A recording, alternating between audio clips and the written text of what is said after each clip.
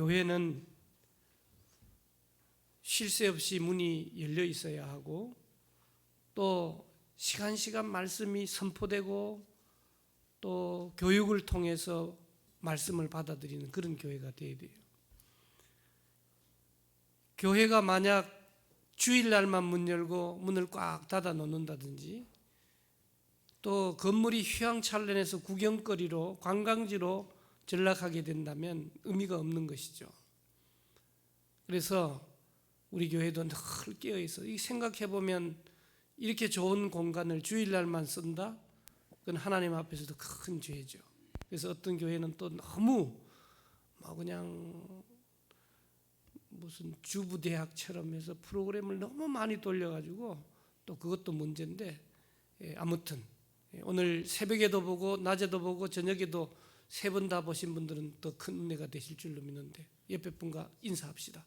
자주 만납시다.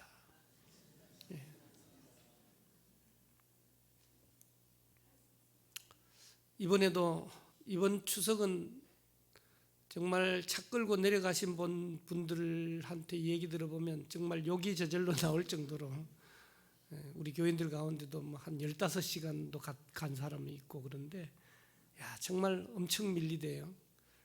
목요일이고 금요일이 추석이기 때문에 더더욱 그런 것 같아요. 그럼에도 불구하고 고향을 찾는다는 마음 때문에 잘 참고 가고 또 빨리 밀리지 않도록 올라와야 된다고 해서 저도 여동생 둘은 만나보지도 못하고 그래가지고 오늘 어머니가 정기검진 받으러 와서 병원에 갔더니만 우리 애들 용돈하고 나 정치부장 됐다고 교감 선생님이 내 여동생이 뭘 주더라고요. 얼마나 감사하고 부끄러웠는지 모릅니다. 아무튼 우리가 자주 만나야 가족이 되는 거예요. 자, 우리 교회는 지금부터 시작해서 자주 만나는 교회가 되시기를 주님의 이름으로 축복합니다. 배운다는 게 얼마나 감사한지 모르죠. 저는 가르치면서 배우는 거예요. 우리 장로님들 계시니까 권 목사가 장신대 가가지고 교수하면서 월급 얼마나 받아오나 또 궁금하실 것 같아서 당에 먼저 말씀드려야 되는데 지난 9월 달에 10시간을 가르치는데 20만 원 주더라고요. 1시간에 2만 원씩. 그러니까 그렇게 많이 받지 않으니까 봉사하는 겸임 교수니까 그렇게 기도해 주시기를 바랍니다. 여러분, 오늘 본문 말씀 지난주일 우리가 성찬식을 했기 때문에 2가지를 얘기하고 있는 거예요. 하나는 말씀, 하나는 성례전. 거룩할 성자, 예도래자. 거룩한 예도, 예전. 예전에는 2가지가 있죠. 하나는 세례, 2번째는 성찬. 그러면서 이제 안수식 등등 것이 있지만, 그래서 그냥 크게 얘기하면 이거예요. 말씀을 중심으로 할 거냐, 성례전을 중심으로 할 거냐, 그 차이도 좀 생각을 해보면서 오늘 말씀을 생각해 보기를 원합니다. 기독교는 예수 그리스도의 그 안에서 새로운 피조물이 되는 종교지요. 종교 아니라고 할 수 없지만 그냥 일반적인로 말하는 종교 중에 하나는 아니에요. 우린 종교가 아니다, 그렇게 생명이지 종교가 아니다, 이제 그렇게 얘기를 하거든요. 2000여 년 전에 일어났던 예수 그리스도의 그 사건이 과연 오늘날 지금 이 시간에도 우리에게 유효한가? 이 시간에도 하나님께서 임재하시는가? 우리끼리 모여있다면 얼마나 슬프고 외롭고 춥고 그럴 거예요. 그러나 성령께서 우리와 함께 하시는 줄로 믿습니다. 그래서 현재 우리 신앙에 영향을 끼치는 크게 말하면 2가지. 하나는 말씀, 2번째는 성례전이죠. 그래서 세례를 베푸는 것도 아주 조심해야죠. 우리가 그 세례 중에 정말 좋기도 하면서 좀 불안한 게 뭐라면 이 군대에서 주는 군중 세례죠. 막 받았던 애들도 또 와서 받고요. 막 장난스럽게 그러는데 그 어마어마한 숫자가 모여서 하는 거 보면 그 갔던 사람들이 다 감동이 되고 그렇게 하는 것을 또 이제 보게 됩니다. 우리 성례전이 뭘까요? 요리문답 92문항에는 그리스도께서 세우신 거룩한 예식이다. 그렇게 말씀하면서 세례와 성만찬을 말하고 이 성례전을 다른 말로 표현하면 눈으로 보는 말씀이다.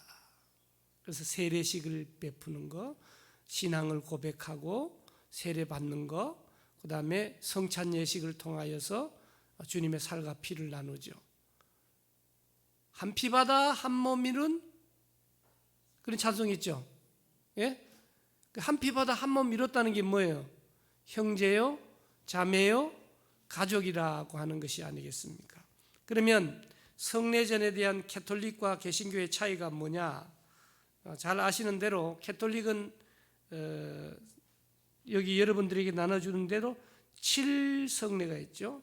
세례, 견진, 성체, 고해, 병자, 성품, 혼인까지 이 7가지 성례전을 얘기하고 주장하는 거예요. 그러니까 개신교는 말씀을 중심으로 말씀을 더 비중을 둔다라고 얘기하면 캐톨릭은 이 의식, 이 7가지 성례전을 얘기하고 있다라고 하는 사실이죠.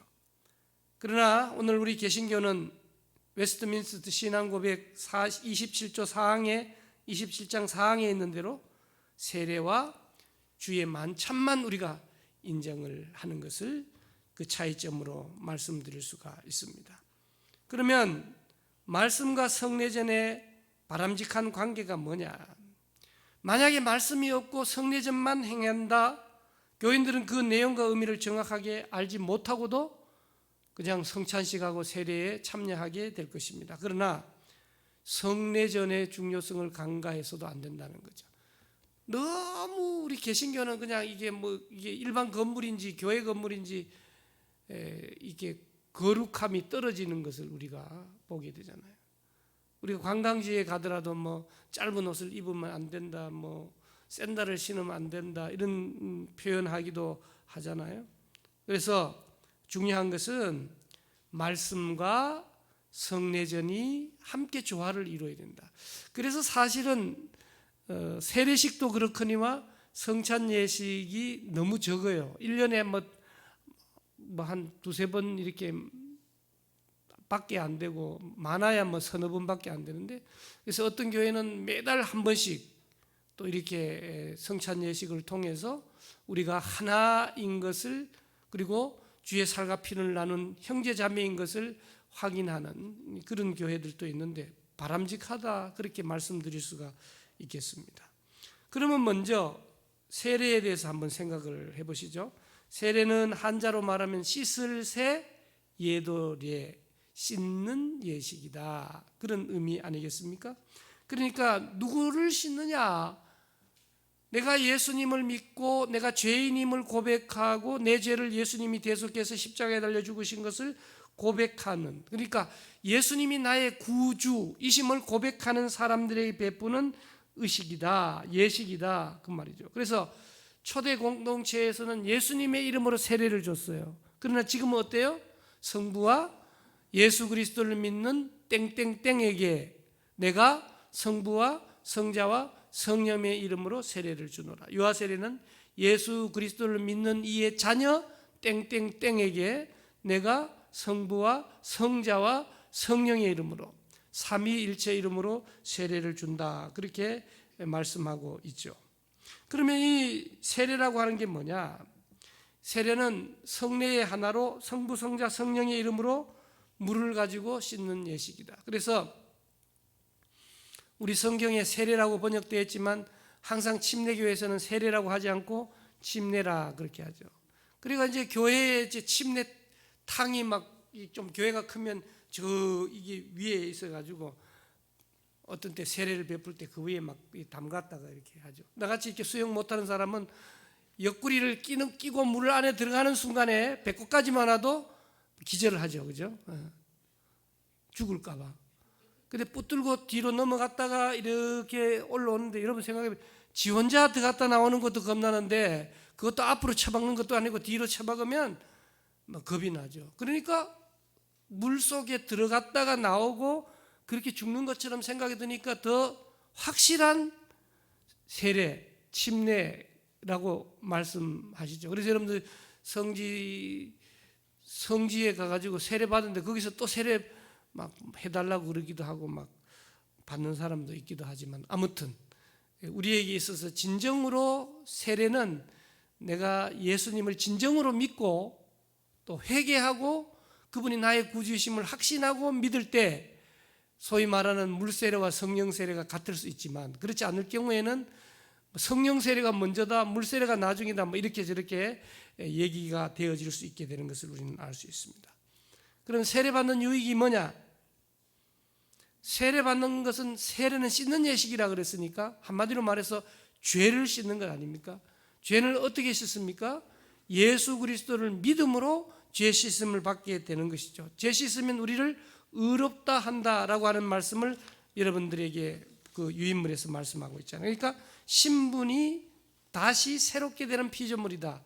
그걸 가지고 본 어게인이라고 얘기하고 중생이라고 얘기하고 거듭남이라고도 표현하기도 하는 것이죠. 그래서 물로 씻지만 그 물의 의미는 예수 그리스도의 보혈이라고 보고, 우리의 죄는 뭐 양잿물로도 안 씻겨지고 하이타이로도 안 씻겨지고 오직 예수 그리스도의 보혈, 다른 말로 표현하면 죽을 수밖에 없는 죄이기 때문에 누군가 죽어서 피를 흘려야 된다라고 하는 그런 의미를 우리에게 하는 거죠. 두 번째, 세례는 죄인 된 우리가 예수 그리스도와 연합되고 운명 공동체가 되는 것이죠. 그래서 세례를 받는 사람은 죄에 대해서는 죽고 의에 대해서는 살아 새로운 삶을 시작하는 것이죠. 그래서 셋째로, 세례를 통해 참된 그리스도인으로 살아갈 수 있도록 성령의 인도하심을 받게 되고 도우심을 받는 것이고, 또 세례는 정말 중요한 것이 하나의 멤버십을 이루게 되잖아요. 여러분, 중요한 멤버십일수록 돈이 어떻게 됩니까? 비싸죠. 돈이 비싼 대신 공짜가 엄청 많잖아요. 그럼 돈을 언제 냈다는 거예요? 처음에 다 냈다는 거예요. 그런데 마치 바보처럼 나 공짜다 이렇게 생각하는데 다 낸 거죠. 그래서 우리가 세례를 받아야만 직분도 받을 수 있고, 세례 무음 입교인 몇 년이 돼야 안수집사님, 안수권사님, 장로님, 또 뭐 신학생도 될 수 있게 되는 것을 우리가 보게 되는 것이죠. 그래서 우리가 세례교인으로서 의무와 권리에 대해서 배우기도 했잖아요. 세례교인의 의무 뭐예요? 가장 중요한 세례교인의 의무가 뭐예요? 예? 그러니까 주일 성수만라고 대답하시면 주일만 나오잖아. 그럼 안 되지. 교회 출석이다. 교회 출석이다. 그 다음 거는 의무는 그만 물어볼게요. 여러분들이 원래 실력이 좋으니. 그러면 권리는 뭐가 있어요? 가장 중요한 권리는 공동의회의 회원이 된다. 멤버십을 갖고 있죠. 그 공동의회에서 하는 일 중에 뭐가 있습니까? 공동의회 1월 달에 공동의회 했다. 뭐예요? 예결산에 대해서 심의하고 허락하고, 그 다음에 뭐 노회 끝나고 난 뒤에 뭐예요? 안수집사님, 권사님, 장로님을 뽑을 수도 있고 또 자기가 될 수도 있고, 선거권, 피선거권이 다 있게 되는 그런 이제 특권이 있게 되는 것을 우리가 보게 됩니다. 그러면 세례 예식은 그 자체로 특별한 효력이 있나요?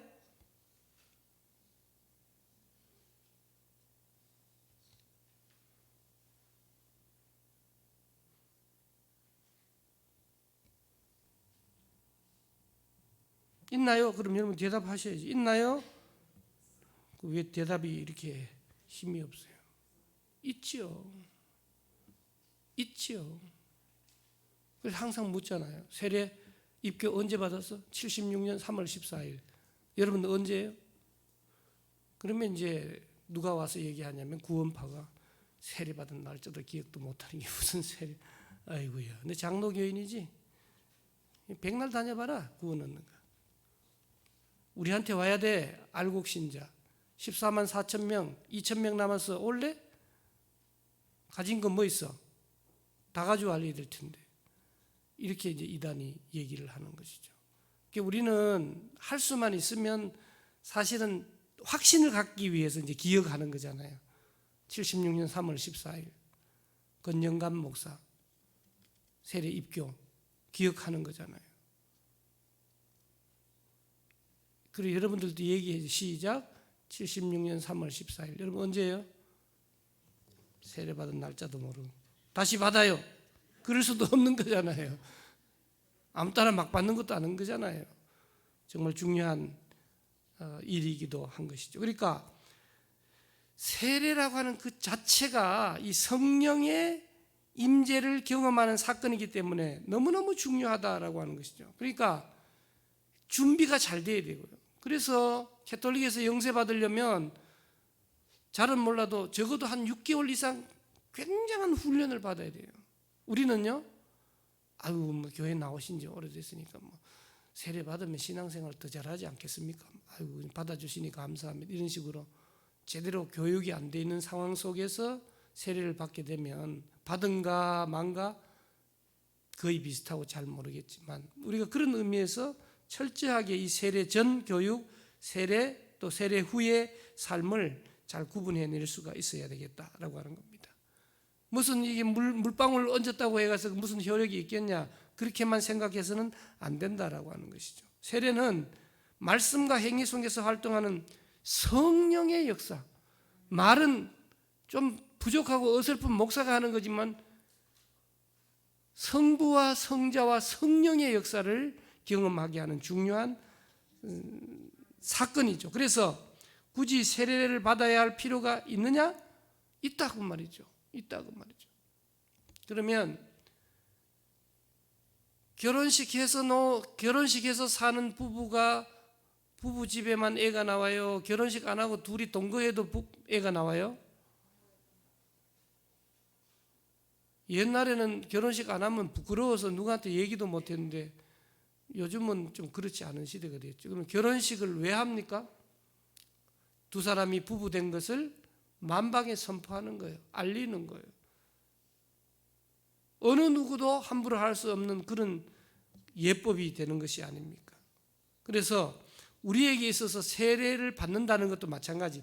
내 자신도 그렇지만 하나님 앞과 여러 증인들 앞에서 내가 세례교인인 것을 만방에 알리는 예식이죠. 그래서 교회 안에서 예식이 많잖아요. 임직식이라든지 여러 예식이 많은데 그런 의미에서 우리가 다시 한번 생각해 볼 필요가 있죠. 그래서 우리 세례 받는 꼭 굳이 세례를 받아야 되느냐? 세례 그런 거 묻잖아요. 세례 안 받으면 천국 못 갑니까? 그리고는 뭐 돌아가시기 직전에 병상 세례라도 예수는 안 믿었는데 이제 믿으려 하는 것 같아요. 뭐 어제 막 믿으라 그러니까 눈을 깜빡거리기도 한데 목사님 와가지고 세례 주면 어떻습니까? 이제 본인도 그렇거니와 남아있는 식구들을 위해서도 가끔씩 하긴 하지만 사실 세례라고 하는 것은 그 내용 중에 하나가 뭐예요? 이 멤버십을 형성하는 거예요. 세례 교인으로서 그런 의미도 있기 때문에 미리미리 받는 것도 받아두는 것도 대단히 중요하다 그런 생각을 합니다. 자, 그러면 세례에 대한 궁금증이 있죠. 한 번 받은 세례는 영원한 효력을 지니나요? 다른 교파로 옮길 때 세례를 다시 받아야 하나요? 세례는 한 번만 베풀도록 되지. 안 그러면 장난처럼 되고 전능하신 하나님을 인정하지 않는 그런 부분들이 될 수 있기 때문에 그래서 한때는 가톨릭에서 영세받은 것도 개신교에서 인정하고 받아들이기도 했는데 지금 우리 교단으로 봐서는 가톨릭에 대해서 이단적인 요소가 많다. 이단이다 그렇게 얘기는 안 하지만 이단적인 요소가 많다라고 하면서 그 이단적인 요소에 대한 부분에 대해서 경계를 하고 있는 것을 우리는 잘 아실 필요가 있겠습니다. 구원받기 위해서 반드시 세례를 받아야 하나요?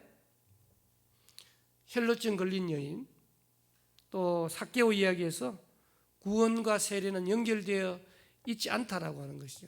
세례 받지 않아도 구원 얻을 수 있고 천국 갈 수 있다라고 하지만 세례 받고 구원 얻고 천국 가는 것은 더욱더 확실하고 낫는 것이죠. 그러니까 그걸 갈 수 있나요 없나요 자꾸 묻지 말고 초등학교 안 나와도 글씨 쓸 수 있잖아요. 글씨 쓴다고 다 되는 게 아니잖아요. 여러분 공부도 그냥 독하게 해가지고 아무리 책을 많이 읽어봐야 눈 알아주지 않습니다. 박사학위 공부했죠. 논문 못 쓰면요 별 볼 없는 거예요. 항상 뭔가 미흡한 부분이잖아요. 그러니까 우리가 뭘 하더라도 제대로 된 것을 하는 것이 대단히 중요하다. 그런 의미에서 세례를 받는 것은 너무너무 중요하다라고 하는 것입니다. 그러나 세례만 받으면 구원을 얻었냐, 이것도 또 문제가 달라지게 되는 거예요. 가짜로 그냥 고백 없이 그런 사람들을 얘기하고 있는 거잖아요. 그런 의미에서는 질문 자체가 별로 의미가 없는 거예요. 세례받은 사람은 구원 얻는다. 제대로 된 신앙 고백을 했다. 주님이 나의 구원자이심을 고백했다. 그건 말할 것도 없이 구원받은 것이 확실하기 때문에 자꾸 그 기퉁이에 있는 걸 끌고 와가지고 이상한 쪽으로 몰고 갈 필요는 없다. 그런 말씀을 드리고 싶습니다. 위급 상황 시행하는 긴급 세례, 여기 병상 세례 나오죠. 또 뭐 목회자가 없으면 평신도가 집례해도 되나요? 뭐 이렇게 나온 거죠. 그렇게 나오면 이제 회중교회가 그렇거든요. 야, 오늘 여기 뭐 목사도 필요 없고 그냥 성령이 임재하신 대로 한 놈 올라가서 하고 또 한 사람 간증하고 그래 지냅시다. 우리 서로 그냥 장모님, 안수입사님 이런 거 계급적인 거 그렇게 부르지 말고 형제님, 자매님 이래 부릅시다. 이렇게 하는 교회가 생기다가 그 다음에 무교회주의로 가버리는 거, 교회 필요 없다. 나 혼자만 잘 신앙생활 하면 되지. 이렇게 되는 경우도 있거든요. 그러니까 이 질문 자체가 나올 수 있긴 하지만 이것 예외, 별 의미가 없는 거예요. 근데 이제 가끔씩 그런 경우 있어요. 세례를 꼭 베풀어야 될 경우가 있다. 그래가지고 우리가 선교 갔을 때 아니 목사도 없고 뭐 이 사람은 예수님 믿는다는데 세례를 어떻게 해야 되냐. 그것도 예외이긴 하지만 그런 경우도 있더라라고 하는 것은 이제 생각해 볼 수 있겠습니다. 그다음 유아세례. 유아세례는 반드시 뭐가 필요합니까? 입교가 필요한 거예요. 애가 뭐 한 살도 안 됐는데 뭘 알겠어요. 유아세례 받기는 하지만 그러나 반드시 자기가 신앙 고백할 때가 되면 고백을 하고 입교를 해야 이 제대로 된 세례교인의 역할을 감당하는 것을 우리는 알 수 있습니다. 그러나 저도 말씀드리기를 유아세례 교인이 온 교인이고 중간에 믿어서 받은 세례받은 교인은 반쪽짜리 교인이다. 이해가 되십니까? 그런 의미에서 뱃속에서부터 믿고 태어나는 것이 얼마나 큰 복인지 알 수가 없는 거예요. 모태신앙 그러면 뭐 찬양대회 모태, 아버님이 장로님이시고 항전직이신데 뭐 봉사회 모태, 그래 모태 그러는데 얼마나 큰 복인지 모르거든요. 여러분 지금 한국의 신학교의 신학대학원의 목사 되는 과정에 조그만 교단은 이미 미달된 지가 오래됐습니다. 작년에 총신대학도 미달됐습니다. 장로의 신학대학은 미달은 안 됐고 옛날에는 우리 장석원 목사님 같은 경우는 육수했다 그러잖아요. 육수가 뭐 고기 국물이 육수가 아니고요. 6번 시험을 쳤다는 거예요. 그게 장난이 아닙니다. 그때는 막 영어도 치고 뭐도 치고 해서 막 이렇게 했는데 그러면 김철동 목사님 같은 경우에는 뭐 그런 데 들어가기 위한 특별 과외 팀도 운영하기도 했고 이렇게 했는데요. 지금은 다 떨어졌어요. 자, 그러면 한국 교회가 쇠퇴의 길로 가는 길은 어디에 있느냐 하면 그걸 보면 되는 거예요. 신학교에 오는 사람이 우글우글거리면 문제가 달라지는데 신학하는 사람이 아니 우리만 그런 게 아니에요. 저 머리 빡빡 깎은 분들도 그렇고요. 혼자 사는 신부님들도 신학교 가는 사람이 없어요. 점점 더 유럽이나 미국처럼 이제 닮아져 가고 있는 상황이거든요. 그래서 우리가 이 교단과 신학교를 위해서 더 많이 또 기도해 주시는 것이 필요하겠습니다. 유아세례 처음에는 어떻게 베푸느냐 하면 양쪽 다 믿지 않으면 세례받지 않으면 베풀지 않았어요. 그러다 보니까 엄마가 열심히 믿는데 아빠가 세례를 안 받아가지고 유아 세례를 못 받는 경우가 생겨서 한쪽만 열심히 믿어도 좋다. 그렇게 법이 사람이 만드는 것이니까 이제 바뀌어지게 된 것도 우리가 압니다. 그러면 세례를 베푸는 양식이 교단마다 다른데 지금 우리 교단은 어디까지 왔느냐 하면 어린이 세례까지 나왔잖아요. 그래서 어떻게 보면 유아 세례, 어린이 세례, 또 어른 세례 이렇게 있다 보니까 그럼 성찬 예식을 어떻게 할 거냐? 지금 이제 한참 헌법이 개정되고 이제 잘 알지 못하는 어린아이들이라 할지라도 세례를 받았다 하면 이제 성찬 예식에 어른들이 함께 옆에서 도와주면서 참여하게 하는 이런 경우들이 있는 것이죠. 각 교단마다 세례를 베푸시는 양식이 다른데 침례교는 아까 말씀드린 대로 반드시 침수를 통해 세례를 받아야 하는 것이죠. 그런 쪽에서 우리를 보면 웃기는 거죠. 물의 양을 보더라도 그저 몇 번 찍고 그게 무슨 세례냐 침례냐 그렇게 얘기할 수도 있는 것이죠. 그러나 개혁교회는 세례의 본질이 이 수세하는 양식에 있는 게 아니다 그 말이에요. 그러면 그렇게 따진다고 하면은 저기 이스라엘 가서 세례를 받는 거하고 여기서 받는 거하고 틀리잖아 이렇게 딱 나오면 아주 복잡해지게 되는 것이죠. 성령에 씻는 임재를 경험한다는 차원에서 우리가 의식을 행하게 된다라고 하는 사실입니다. 그래서 예수님도 세례의 특별한 양식을 지시한 적이 없다라고 하는 것을 우리는 잘 압니다. 이렇게 세례를 끝나고 그다음 성만찬 봅시다. 마지막 페이지 보시면 성찬이 무엇입니까? 성례의 하나로 예수님이 정하신 대로 떡과 포도주를 주고받음으로써 그리스도의 죽으심을 나타내 보이는 예식이었다. 그것을 합당하게 받는 자들은 육체적이고 유격적인 방식을 따르는 자가 아니라 믿음에 의한 자로서 그리스도의 몸과 피에 참여하는 자가 되어 그의 모든 혜택을 받고 은혜 가운데서 영적인 양육과 성장을 얻게 된다. 그래서 신약 성경에 보면 이 성찬에 대한 내용이 마가복음, 마태복음, 누가복음, 고린도전서에 나오는데 그것을 근거로 해서 언제 행해졌죠? 예수님이 십자가에 달리시기 전 체포되시는 날 저녁 성만찬 예식을 세웠다 그런 거죠. 성만찬을 통해서 우리가 아까도 말씀드렸습니다만 생각하죠. 자, 떡을 잘라서 나눴다. 근데 떡이 하나였다. 그걸 뭐라 그럽니까? 예수 그리스도의 몸을 나눈다. 또 피를 나눈다. 그래서 처음에 초대교회에서는 핍박을 많이 받았어요. 식인종들이라고. 사람 살을 막 잘라가지고 먹는다. 막 피를 나눠 먹는다. 이런 오해를 받기도 했던 것을 우리가 잘 압니다.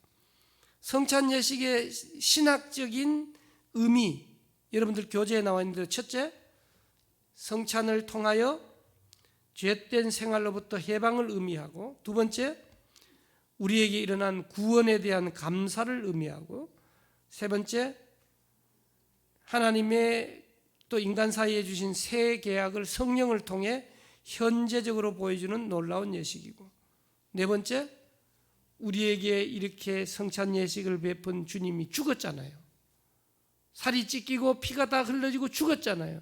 그걸로 끝난 것이 아니고 뭐예요?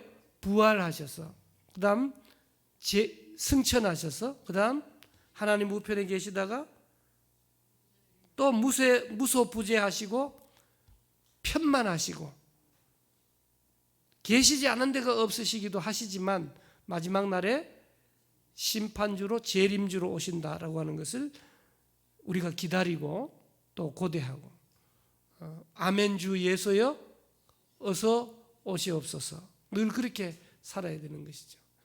그러니까 여러분들이 오늘 저녁에 수요기도회를 참석해서 예배를 드리는데 예배를 드리는 중간에 예수님이 오시면 가장 좋은 거잖아요. 그죠?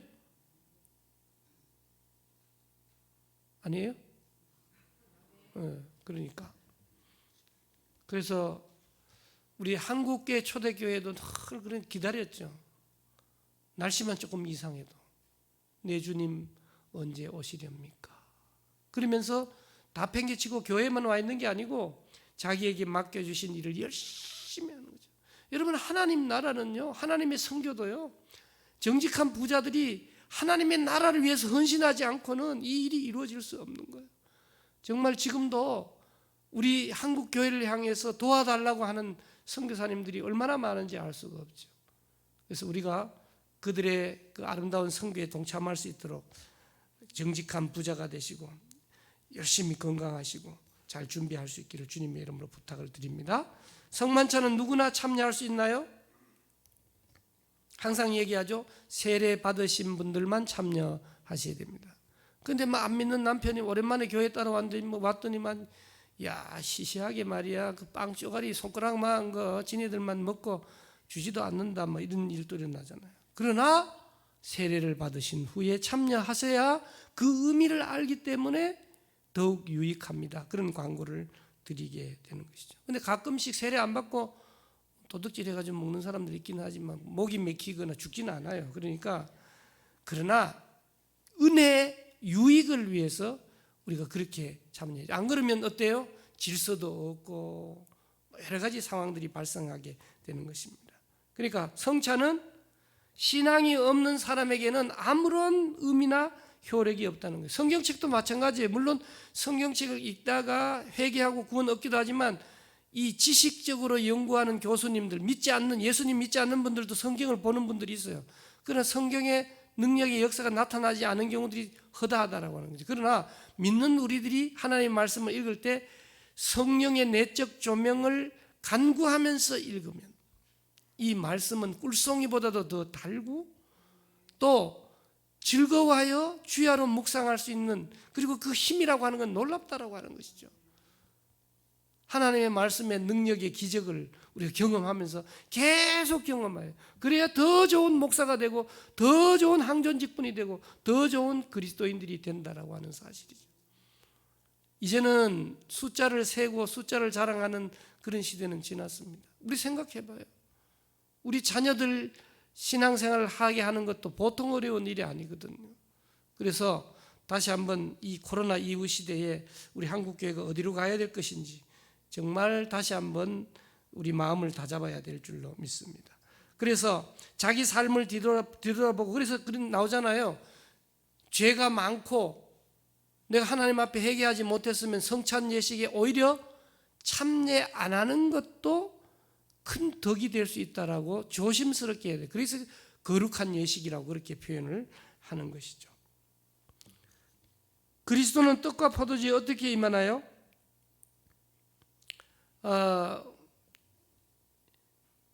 그러니까 성찬 예식에 쓰는 떡과 포도주에 하나님이 어떻게 임재하시는가에 대해서 네 가지 설이 있는데요.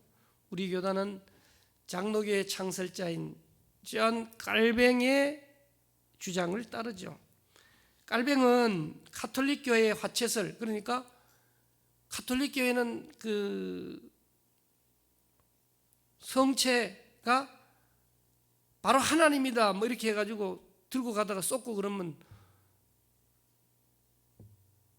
그렇게 되잖아요. 근데 우리는 루터의 공제설이나 쯔빙글리의 상징설을 모두 거부하고 그리스도의 인간적인 육신은 수없이 많은 교회 모든 제단 위에 놓여 있는 떡과 포도주 안에 있다고 말할 수 없다는 것이죠.